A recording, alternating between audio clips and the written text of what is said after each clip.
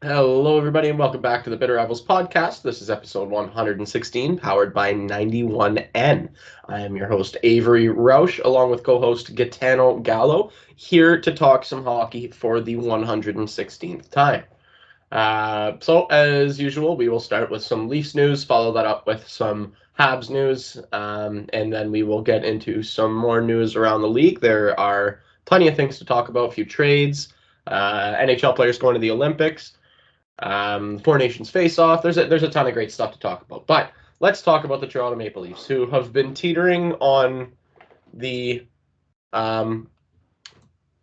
brink of mid, I guess is what I would call it, for pretty much this entire season, and they continue to do so. They took a loss to the Ottawa Senators last night in a game that they probably should have won. Martin Jones started. He did not look great. Elias Samsonov has been playing okay. They did beat Dallas on Wednesday, and they lost to the New York Islanders on Monday. So that is what's happened this week. We haven't talked in a couple of weeks. Before that, there was the All-Star game, and there was an All-Star break. So that's part of the reason that we did not have a podcast, is because there was no real hockey to talk about. The All-Star game is kind of boring. We could have hopped on for like 5 minutes and talked about the All-Star game, but it wasn't worth your time. It certainly wasn't worth our time. Correct. Okay, so let's get into some Leafs news. Obviously, the main point that we will be talking about today is Morgan Rielly trying to take Ridley Gregg's head off. Yeah, I didn't know that Chris Simon was back in the league. Yeah, that was egregious. He's been offered an in-person hearing, meaning that it will most likely be 5 or more. Yeah, not great. I see where he's coming from, and I don't hate it, even if he is going to get suspended, because what Ridley Gregg did was completely garbage, to be honest with you. Here's the thing. So let's start with the empty net goal, because yes, taking a clap bomb from 6 feet away into an empty net's not great, but it's a rivalry game. It's the Battle of Ontario. Like, I get it. Like, if that's, who's like your equivalent, like Ryan Reeves doing that to the Senators in your barn, you're loving it, right? Mm-hmm. Yes. So I have personally have no issue with that. I think that's just it's part of the game. It's part of a good rivalry. Morgan Rielly taking exception to it is also fair game and part of a good rivalry. You just can't cross-check a dude in the face like that. Yeah, no, I think Sheldon Keefe said it best. Their players have a right to do what they did, and our players have a right to do what they did. 100%.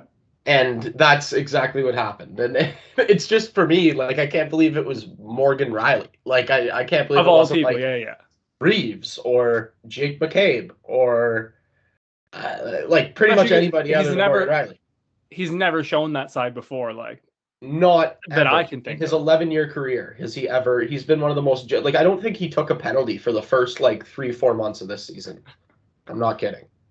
And that's a defenseman who plays against the best players in the world every single night, who's a workhorse playing 25 minutes every single night, and he hadn't taken a penalty. And then he just took Ridley Gregg's head off. I can't believe it was him that did it. Again, I don't think that he was in the wrong to do it. I disagree with you in that I'm okay with what Ridley Gregg did. I even if a Leaf did that in the Senators' barn, the more I think about it, the more I'd be like, yeah, that was pretty garbage. Probably shouldn't have done that. That's just it's an unwritten rule, but it's just disrespectful. It's just disrespectful. That's what it is. It's garbage. Here's the thing. It's like, and it's not like he did it against the kind of like the Arizona Coyotes, like a team they have no beef with. Like, it's against the Leafs, it's against your British rivals. Like, you want to fucking, like, I understand that. If it was against like a random ass team in like a nothing game, I'd be a little more like why'd you do it? But like against the Leafs, I'm like, no, I fully get it. I 100% get it. See, what I like about this situation, and I think this is pretty telling, if you listen to any of the talking heads, the pundits on television talk about the incident, there's basically two groups of people. There's the people who thought that what Morgan Rielly did was garbage and there's no place for it in the game. And then there's another group of people that say that's exactly, Morgan Rielly did exactly what he was supposed to do, and that's part of hockey, and he was completely right in what he did. Now, it's funny, if you notice, if you look at the two sides, every single person that doesn't like what he did never played hockey. Every single person who does like what he did was an ex-NHLer. So what does that tell you? Like, my only thing is, like, you just can't cross-check a dude in the face. Like, that's the line. Like, you can go after Ridley Gregg, no doubt about it. But, like, the cross-check to the face is a little... Well, actually, you can, because he did. But what you can't... because then what I would say to that... You know what I mean, though, right? Yes. What I would say to that, though, is you can't take a slap shot on an empty net from the top of the crease. If you can't do what Morgan Rielly did, then you can't do that. I just think if he just goes after Ridley Gregg, grabs him, starts swinging, fair. The cross check to the face is like, because that's an instant, like, 5+ games. You know what I mean? Like, that's my only thing. Is like, go after him, do what you want. Just like the cross check to the face is just like not over the line, but it's just like it's tiptoeing right on the line there. You know what I mean? Like, you can't. Well, and it was a cross check that actually hit him in the shoulder and then rode up to his face. Let's be very clear about that too. And when it does hit him in the face, you could see Morgan Rielly go shit and immediately drop his stick. It wasn't intended to take his head off. That's what ended up happening. But yeah, no, I thought on that specific play, when I saw Ridley Gregg do that, I was like, somebody's got to take that guy's head off. And literally 2 seconds later, somebody did. So that's where I'm at with it. I don't hate it. I know Morgan Rielly's going to get suspended. He should get suspended. I'm not saying he shouldn't get suspended. I still believe he should have done what he did, though. No, 100%. Even if he's going to take a suspension for it. Because if that's, like, I don't know, like Mike Matheson, if there's, like, the Habs doing that, like, 100% I want Mike Matheson to fucking do something about that. Like, you know what I mean? Like, every time. Yes, like, exactly. Like, it's just, I don't know, man. It's... And Tim Stützle, too, man.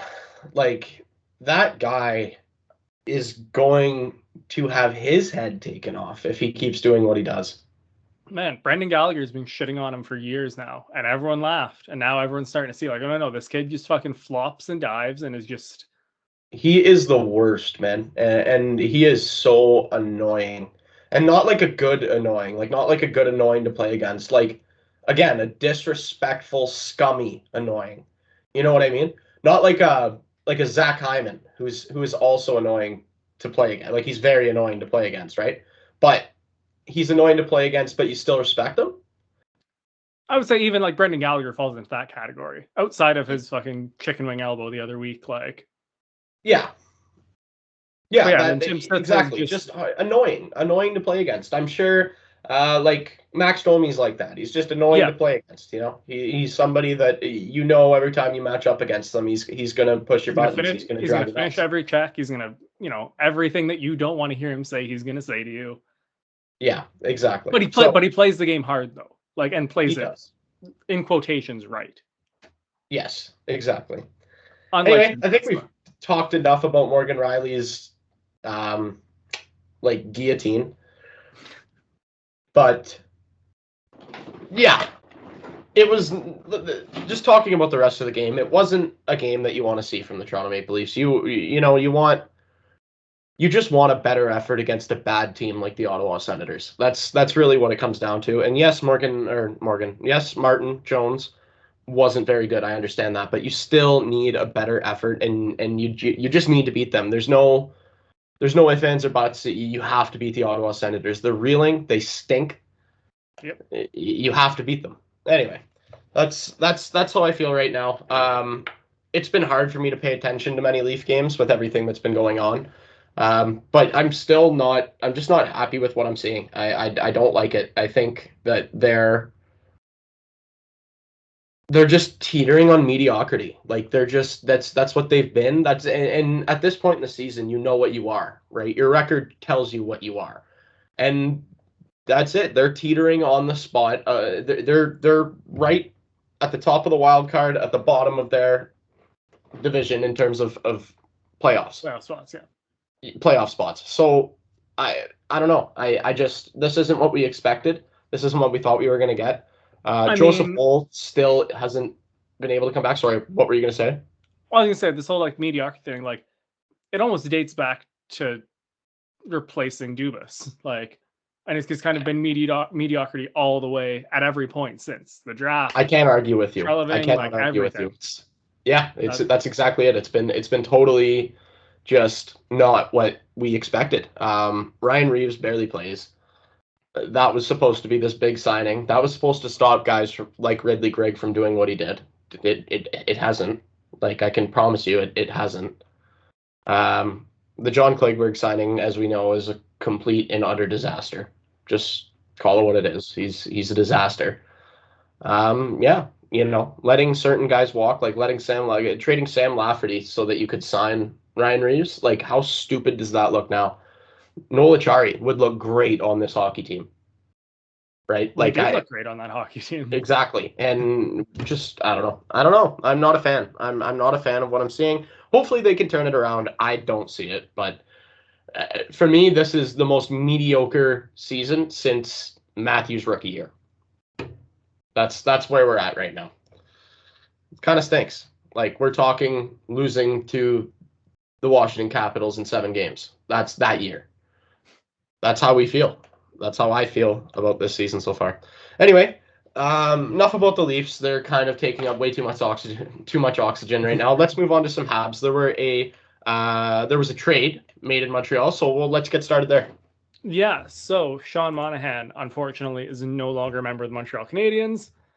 He was traded to Winnipeg for a 2024 first and a 2027 conditional third. I'm not reading the list of conditions. It's one of those, just like, yeah, conditional fucking third in a couple years.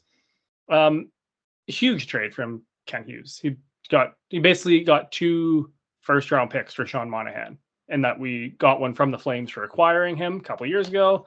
And now getting one in return for him. I think that's just phenomenal work from Kent Hughes. That's just superb asset management. Is what that is. Like, he is, he's only been doing this for a couple years now. He's not been in this position a long time. But, like, has he missed yet? Yes, he drafted Juraj Slafkovsky. Don't ever say that again. Bro, not even. Slaf is fucking progressing beautifully. He's a first overall pick, right?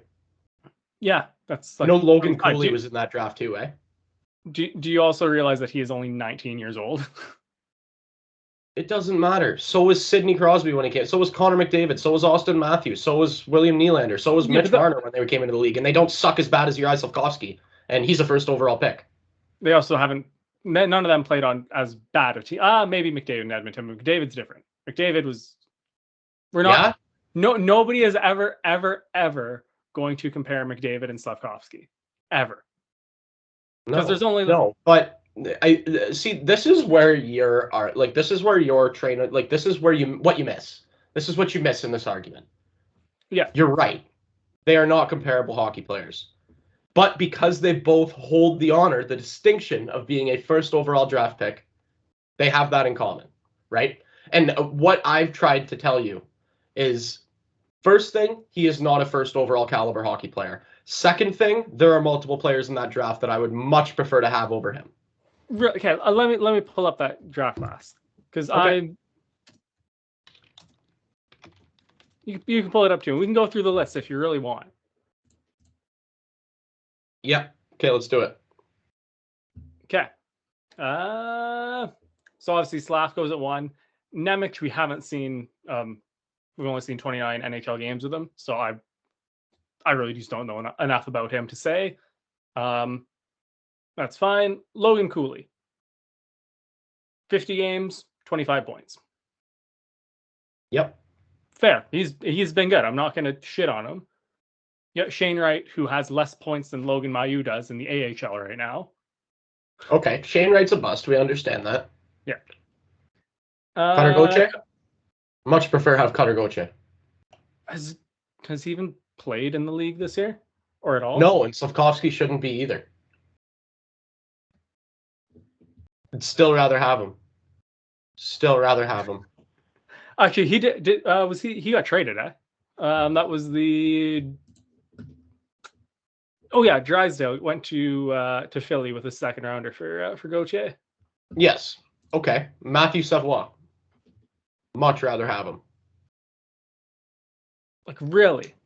Pavel Mintyukov, Anaheim Ducks. Okay, he's been pretty decent, but, like, here's the thing, Ave, that, like, I don't know if, like, you don't comprehend this, but, like, there's a reason these like NHL scouts, like the guys who do this for a living, like we always joke about it. We don't have the time or the ability to watch all of these kids, like all these different leagues all across the world. But like the guys who do that professionally picked Slafkovsky first. And like, you know, like if you're going to use Savo, like why didn't he go at 2? He went at 9. Like,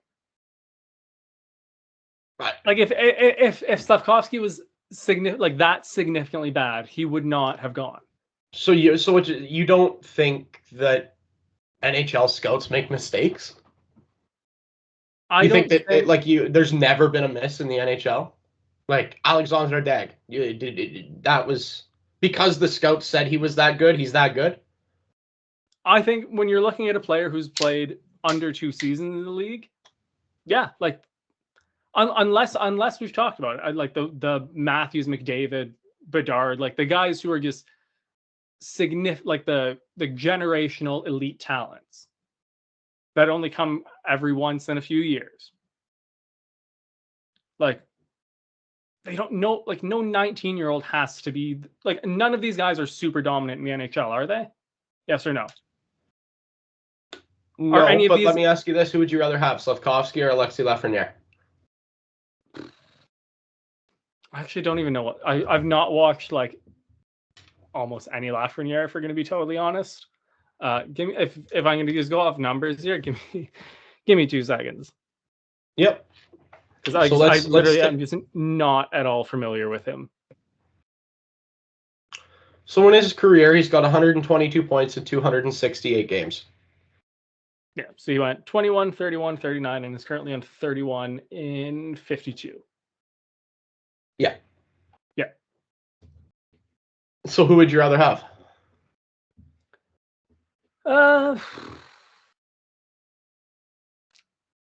Both wingers.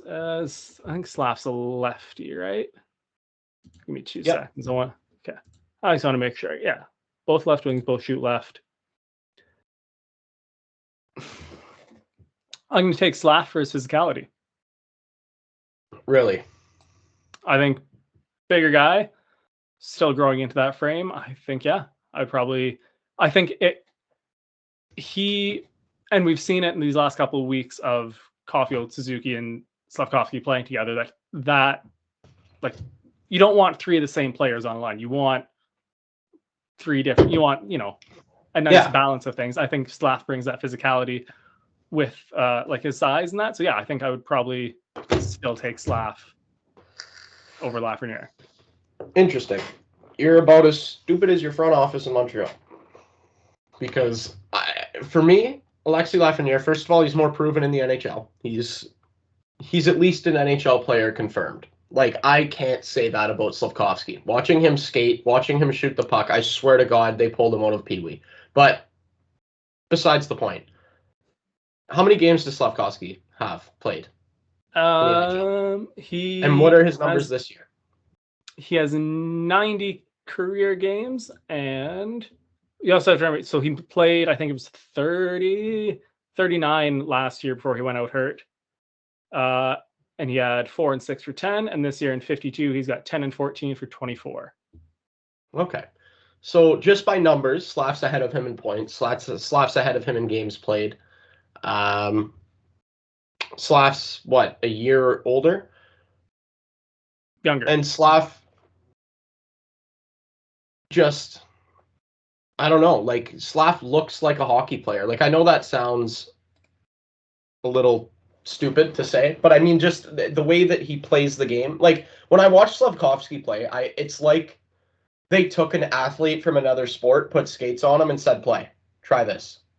That's what it looks like. He's so unconventional, and I just don't see him working in this league. We've argued about this countless times. Yeah. You're never going to change my mind. In my mind, Slafkovsky fucking sucks. Like, he's actually like bottom 1% in the league player. Okay, but like, and that's my point with you is like, if let's just say the Habs take Shane Wright with the number 1 pick, we already discussed a million times that Nemec still goes 2 because the Devils weren't going to take. The Devils were always going to take Nemec. Yeah. Looking back, I think Arizona probably still would have taken Cooley I think they wanted an American player. I think he's kind of fit their thing better. But like, I think if you flip and the Habs take Shane Wright, I think Slafkovsky still goes at 4 or 5.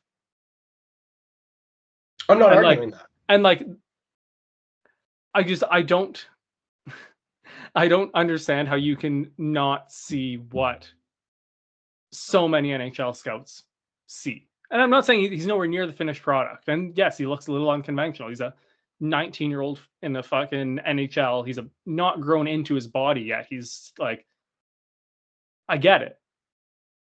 But like, it's not like they fucking... Do you remember when Columbus a couple years ago picked some random dude and they cut to the panel and they were like, we have no idea who this guy is? Yes. Like, they didn't do that with the number 1 pick. They picked a guy who Bob McKenzie's 5 of 9 scouts had at number 1. Yes, like, I get your scout argument, Gitano, but like, in order for that argument to be valid, an NHL scout could never have made a mistake in the past, in my eyes. I'm just saying, at 19 years old, under 100 games played, like, you're just ready to draw the line in the sand at, oh, he's a bust and that's it. Because no players beating ever the drum since he was drafted that he was going to stink. Like, this guy had like 2 good international tournaments against farmers, and Montreal scouts were like, "That's the guy." But it wasn't just Montreal. It was like fucking almost all scouts were like, "Yeah, that's the guy." Okay, well, that's not according to and I know that Shane Wright hasn't been great either, but not according to Central Scouting. Like, Central Scouting had Slafkovsky nowhere near the top. But that also, you have to consider, takes into account throughout the whole year. Like, I understand he had a late push to be the first overall pick because of the international tournaments he played closer to the draft. I understand that. But I just don't like that he kind of appeared at the end. It's almost like he like pulled the wool over everybody's eyes, had 2 unreal tournaments, good for you, scored a ton of points, and that somehow bought him a first overall pick into the National Hockey League. And that doesn't sit right with me. It never will. It just never will. So, okay, so this might... I don't know if he'll be able to answer this, but if the Habs don't have that first overall pick, let's just say fucking Columbus does, and they take Slafkovsky first. Mm-hmm. Do you still hate him as much, or are you willing to admit that there is some bias in the fact that he plays for the Montreal Canadiens? Okay, so would I hate him as much? No. Would I still think he's as shitty as he is? Yes. That's like, would I still think that would I make fun of the Columbus Blue Jackets for making a bad decision? Yes. Would I hate him personally as much? No. Because, like, I can take a step back and understand that, like look at things from a hockey perspective and then a personal perspective. From a hockey perspective, no matter what team made this decision, even if it was the Toronto Maple Leafs, it would have been a bad decision.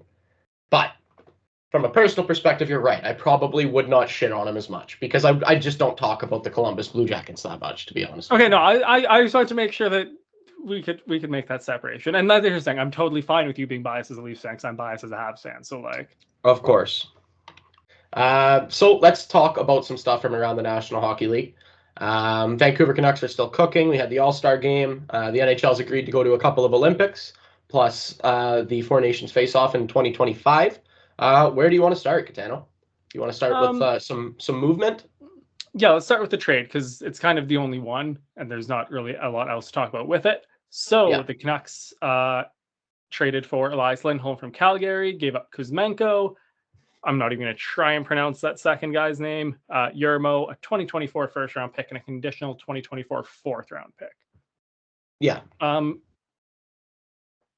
My initial thoughts is it's not overpay, but they paid, like, I think it's not that it's a fair price. It's a little more than a fair price, but it wasn't like a total overpay. You know what I mean? It was kind of in that gray zone. It's a lot for Elias Lindholm. I agree with you for sure. I think, you're in that, you're where you should be. You probably could have got a better deal, though. You would think that you probably could have, I don't know. You know, held on to one of those younger players or held on to like that conditional fourth, you know, like. What is interesting about that for me, does that mean that Calgary's in sell mode? I think Calgary's in sell mode. So does that mean Tanev's up for discussion? Because that Tanev has been like Tanev has been like one of the guys up for discussion the last couple months. Yeah, I think the Flames are, I don't want to call it full rebuild, but like if there's a point between retool and rebuild, they're firmly in the middle there. That's fair. Yeah, no, I kind of crazy how like their fall off needs to be studied truly. From having Johnny Gaudreau and Matthew Tkachuk and being a dominant force in the Western Conference. Jacob Markstrom was stellar still at that point.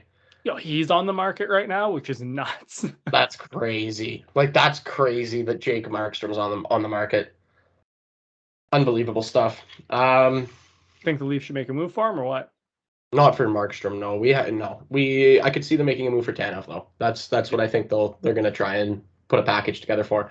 Also, I always find it funny when like old GMs of teams trade with their old like tree, Yeah. like Treliving making a trade with Calgary to me is just hilarious. But yeah, apparently Lindholm has not, like I haven't watched much Vancouver Canucks hockey, but apparently he has not been great since the trade, which is it's only been a few games, but I think they have him on a line with Pettersson and they have zero chemistry. They thought two Swedish guys named Elias, and let's see what happens here. Well, they're both centers too, so you have one of them playing out of position too. So that's fair. That's fair. But yeah, the trade was on the 31st, so it's not even been 2 weeks. Plus an All-Star break. They haven't played. They've only played probably 3-4 games. Like yeah, it just hasn't gone well for the first 3-4 games. I'm sure it'll turn around.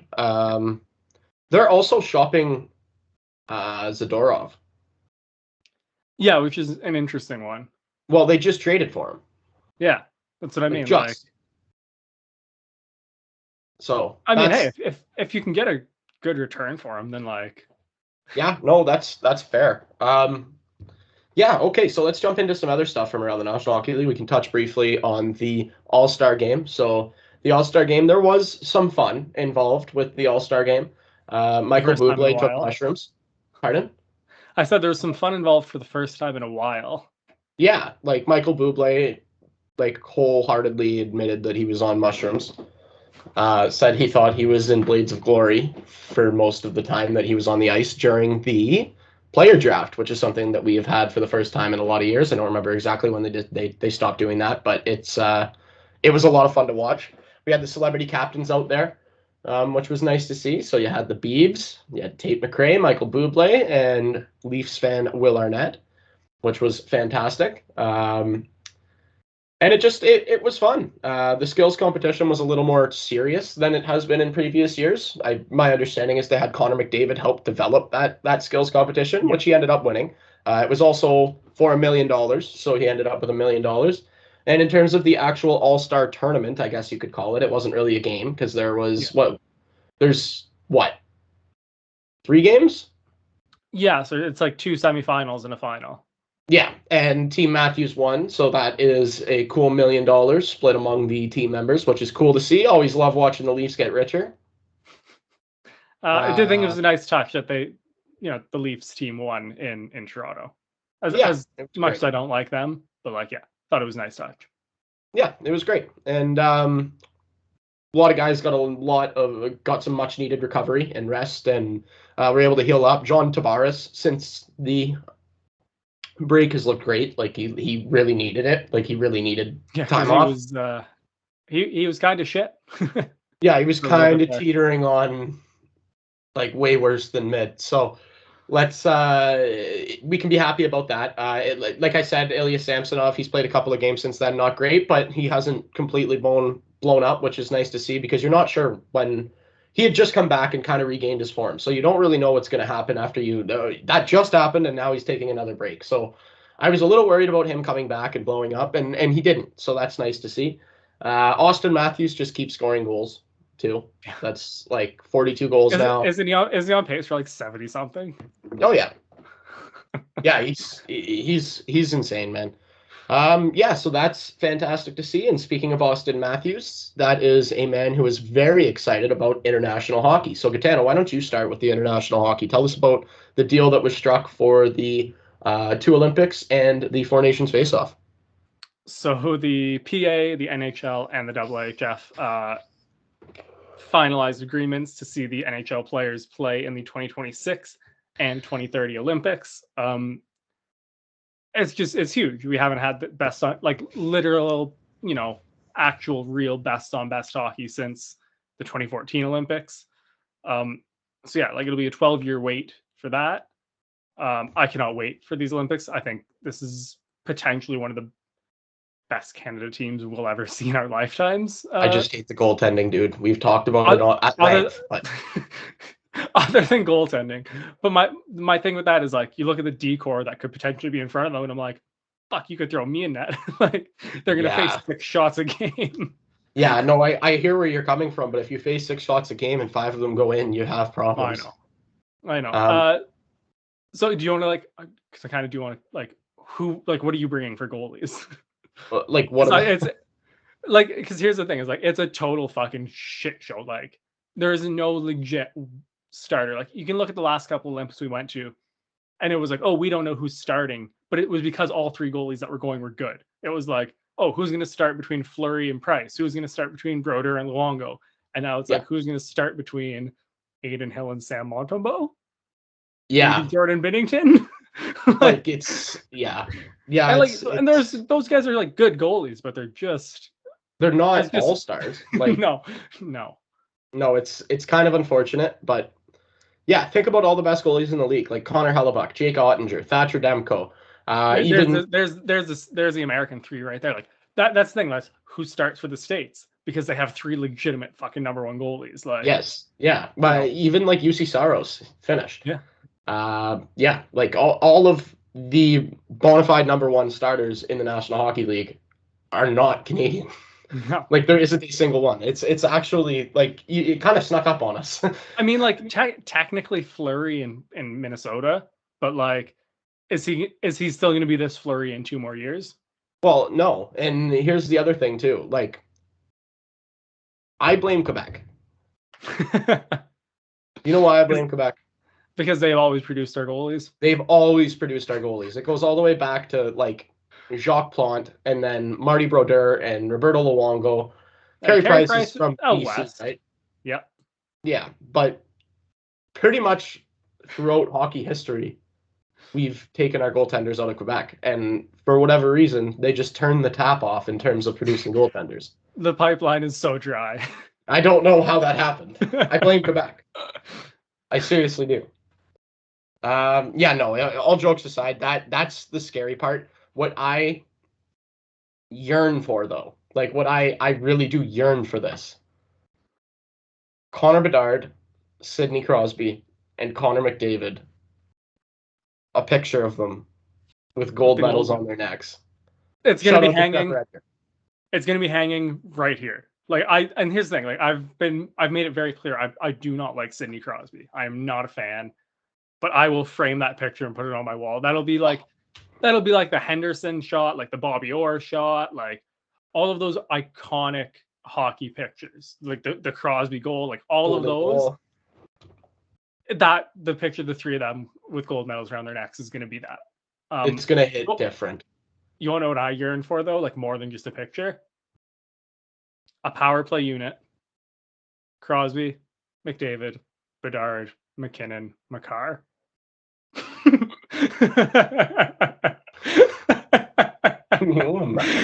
That might actually be the greatest 5-man unit ever assembled. I was waiting for you to say Mitch Marner's name for some reason, and I was like, no, there's nowhere for him on that line, that power play unit. There is nowhere for him. No. Yeah, no, that would be the most dominant 5-man unit ever assembled, actually. Like, can you imagine them against like Team Latvia? Like they would. Oh my God! Remember when it was like when we thought we were going to the last Olympics and we were like, "Yo, we're gonna have to play Team China." Oh my God! Do you remember that? We were like, "These guys don't even have ice surfaces. How the hell are we good? Like, we're gonna play Team China. Like, we're gonna send me and you could have played for Team China. We could have got some citizenship and fucking made it." Yeah, exactly. Like, and it would have been better off.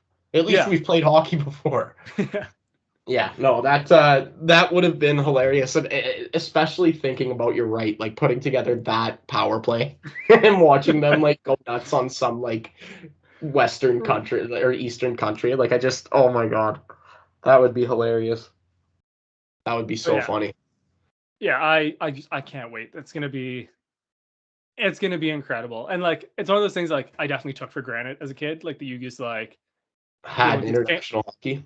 yeah, the Yeah. Olympics came around, everyone went and played, and it was awesome. Like now that we haven't had it for these, almost, well, it's gonna be over a decade when it does happen. Like never taking that for granted again. Like Nope. I will be, if those games are at fucking 6 in the morning, I'm gonna be up at 6 in the morning. If they're at 3 in the morning, I'm staying up till 3 in the morning. I am watching all of those games. I'm gonna enjoy the shit out of it. Yeah, and as you should. Let's move on to the Four Nations Face-Off, which is an interesting concept. It's a National Hockey League sanctioned, NHLPA sanctioned event. So this isn't IIHF, my understanding. Yeah, so it's like the World Cup of hockey that ran a couple years ago. Except now there's 4 teams. There is Team Canada, Team USA, Finland, and Sweden. Notably, obviously omitted from that list is the Russians. I think would be the only other country that could form a team of NHL players, right? The Czechs or Slovaks might be able to. I don't believe they would be able to field a team of complete, like, only players that play in the NHL. I believe that's why it's only 4, right? Like, if this was an international tournament with the IIHF involved, then yeah, they could be a part of it because you can get players from the Czech league or whatever. But I don't believe that there's enough in those in the NHL to make a team. Yeah, the Czechs or the Slovaks, those would be the other 2, right? Yeah. So, yeah, I'm looking forward to that. That will also be best on best hockey. I'm gonna feel weird cheering against Austin Matthews. That's gonna be weird. But yeah, I can't wait to watch Team Canada, man. Like, that's, like you said, it's something that I took for granted as well when I was a kid. I never really thought about how cool it was, and now that it's coming back, I'm very excited. I'm very, very excited to watch some best on best. Yeah, it should be super good. Just off the top of your head, which Leafs do you think will be playing in those tournaments? Just like for Canada and US, like the big ones. Okay. So I would think obviously Austin Matthews would be a part. He would probably captain Team USA. Would be my. I mean, he might make it. I don't know. Yeah, tough competition. Would be my guess. Other than that, obviously William Nylander is probably the best Swedish player in the game right now. No notable mention to Elias Pettersson, but I still think Willie's better. Willie clears for sure, but yeah. So them, I would say Marner would probably be on Team Canada. Like I said, he probably wouldn't make that 5-man unit, but he would be PP2. And probably penalty kill for Team Canada. So that would be it up front. I don't think Morgan Riley would make the Canadian Defense Corps. It's just too good. Like you said, like it's too good. I do have this to say though. If let's say he plays like he has been playing when he comes back from his sussy, if he keeps that up for the rest of the year, does the same thing next year, I think it would be hard to not put him on the team because he's been really fucking good. Like he's been. Yeah. This year's been the best year of his career. So like when I kind of think of him in terms of like that decor, like he feels like a final cut kind of guy. Like there's like one spot and 2 guys left on your list, and he's like, he'll be in a suit in the press box in case somebody gets hurt. Yeah, like I think, yeah, like if he's on the taxi squad, I think that's fair for him, and I also think that's fair for the 6 guys in the lineup. Yeah, well, just think about like your top 6. You got Devon Toews, Cale Makar, for sure. You got Shea Theodore, Alex Pietrangelo, for sure. And there are yeah, like Bowen Byram's been good. Like there are so many good Canadian defensemen and even younger ones that have come up recently that I'm not even thinking about. Like there are some elite Canadian defensemen. Like even if you think like I'm not saying these like for sure make the team or anything, but like give Caden Gooley 2 more years of growth and the Habs getting better, like he could be in that conversation for potentially making that team too. Like, yeah, here I'm look at, because I'm forgetting right now Canadian defensemen, but I know how good they are. Here we go. So, yeah, Dougie Hamilton. Oh yeah, fuck. Evan Bouchard in Edmonton. As much as we like to rag on Edmonton, he's been unreal this year. Oh, so good. Noah Dobson, the Islanders. One of the most underrated players in the league this year. Yeah, like Josh Morrissey. Right? Like that's. I'm even looking at like, you know, again, give it 2 more years. Where is it going to be? But like, Drew Doughty has been like Drew Doughty. He's been Drew Doughty this year. Like he's been really good again. He absolutely has. Yeah. So Jay Fresh here. This is a predicted roster that was voted on. They have Aiden Hill, Devin Levi, and Stuart Skinner as the projected 2026 goaltenders. That's rough. That is rough. My only thing with Devin Levi is we've just not seen enough of him at this point in February. He's not even in the NHL right now, is he? That's what I mean. Maybe. I still like, you know, if he continues to play, you know, at this level, I still don't hate Sam Montembeau's chances. He's been up and down between the A and the NHL this year. And that's going to be the guy that we have playing for us at the fucking Olympics. So no. I'm looking at Bieksa's projected roster, and he's got Skinner, Fleury, and Montembeau. Well, technically, he has Skinner, Montembeau, Fleury. Interesting. But I have a lot more confidence in that than the Jay Fresh one for sure.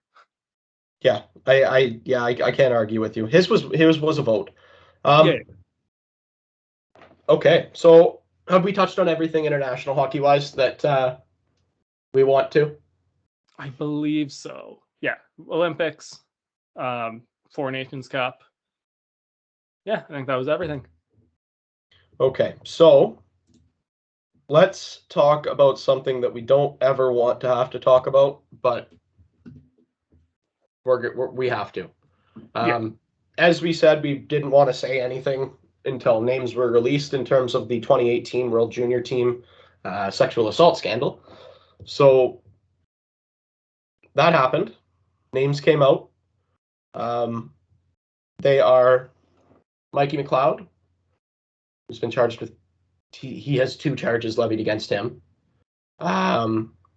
We have Cal Foote, Carter Hart. Forgetting the other names right now, Gitano, help me out. Dylan Dubé and Alex Formanton. I don't even really know where to start here. That's obviously garbage. Like none of them, if proven guilty, should touch the NHL ever again. Like no, like the system, like the ECHL, the AHL, like nothing. No, you've lost your privilege to play hockey for sure. Just in terms of what you've done for the reputation of the sport alone, you don't get the privilege of playing it anymore. We don't need you. We don't want you. My heart goes out to the victim in this case. According to London police, she has been completely cooperative the entire time, which begs the question, why the fuck did it take 6 years, like, to get this done? They had to close the original investigation, the one that began in 2018, is my understanding, and they reopened another one in 2022 due to their own shortcomings at the London Police Service. It's first of all, it's a shame that she had to wait this long to see some form of justice. Yeah. And like you said, these guys should never even get a sniff of a professional hockey league again. They've lost that privilege completely. Yeah. Like I would joke about like send them to Siberia, but no. Like you just don't get to fucking play professional hockey at any level anywhere ever again. No. And it's really unfortunate that this kind of shit still happens, man. Like, and not only that it happens, but that Hockey Canada was so complicit in covering it up. Yeah. We've said a million times, burn the whole organization to the ground. Anyone who was involved, from the fucking top executives to the fucking interns, if you were involved in that time period, fucking get out. Just not needed in the sport. No, if you were in any way complicit or in any way aided that, that cover up. Yeah, no, you don't. Because remember that cover up, the money spent on it was our registration dollars from all the kids across this country that play hockey and from It us makes me playing fucking hockey sick. growing up. Yeah, It it's makes me disgusting. fucking sick that I paid. It's absolutely disgusting. And yeah, no, it's I don't really have much else to say about it other than, like I said, my heart goes out to the victim in this case. Good for her for being so strong and sticking with the investigation all the way through and not just giving up, especially after the police service failed her. And to anybody that thinks that this would be something that she would do for attention or anything like that, first of all, she's remained completely anonymous. Her name, we don't know what her name is. So this happened. Those dudes are scumbags, and they did this. And innocent until proven guilty, I get it, but it's a free country. I can say what I want, and those guys are fucking scumbags, and that's really what it comes down to. Yeah, that's all I got. Yeah. I mean, I think you've. I don't want to say you did it nicely because there's nothing nice about this situation, but not a lot else, until their trial to really say. Yeah. And Gary Bettman did say that at least while this trial is happening, his words were, I don't think these guys should be worried about playing. I think they should be worried about defending themselves. So, yeah. Good luck with that, assholes. Anyway, sorry to end the show on a negative note. We've been going for almost an hour here. Before we go, we have Super Bowl prediction because this episode drops, I think, right at kickoff. Okay, so here's the kickoffs. Is kickoff at 7 or 6:30? I don't know. The episode will be live at 7, so yeah, it'll be out. It'll be out anyways. So here's my conundrum here. First things first. I cannot stand what's happened with the Kansas City Chiefs and Taylor Swift and Travis Kelce. I like to watch football, personally. When I turn on football games, I like to watch football. And I have nothing against Taylor Swift or anything like that, but I don't like to watch Taylor Swift while I'm trying to watch football. You understand? It's pretty simple, you want to watch the football, not the press box that she is watching football from. Thank you. Exactly. I don't give a shit about Travis Kelce's mom. I don't give a shit about Patrick Mahomes' girlfriend. I don't give a shit about Patrick Mahomes' brother. And I certainly do not give a shit about Taylor Swift. So, hate them. Second part of the conundrum. San Francisco 49ers are the team that, if it were any other team, I would go buy a jersey. All right? Problem. 49ers are the Seattle Seahawks' biggest rival.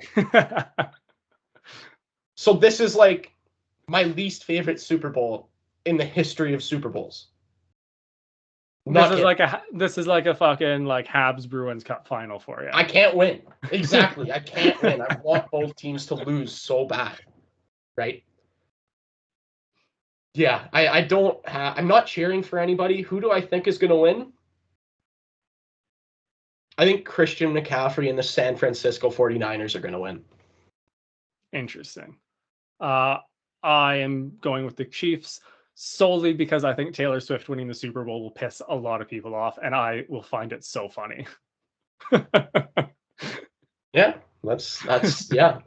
I hope. How funny would it be? How there's always people complaining about the owner is the first one who gets handed the trophy. Give it to Taylor Swift first. Can you imagine giving Taylor Swift? I would you just know the entire southern half of the United States would just collectively lose their shit. Oh yeah, Civil War. When if they saw Taylor Swift fucking holding the Super Bowl, they're gonna lose their shit. Okay, and so I'm just here for the memes and the chaos. Let me just so we are aware, the Super Bowl is not the actual trophy. The Super Bowl is the game. The trophy is the Vince Lombardi trophy. It's actually not called the Super Bowl. Yeah, I've always just referred to it as the Super Bowl trophy. That's just the one yeah, okay, gotcha. Yeah. Anyway, so that's pretty much all we have for this episode. I hope everybody does enjoy watching the Super Bowl today. Try not to get too annoyed with Taylor Swift. But thank you to 91N for hosting us on their platforms. Thank you to Gitano for this episode 116. We will see you next week for episode 117. Until then, have a good time.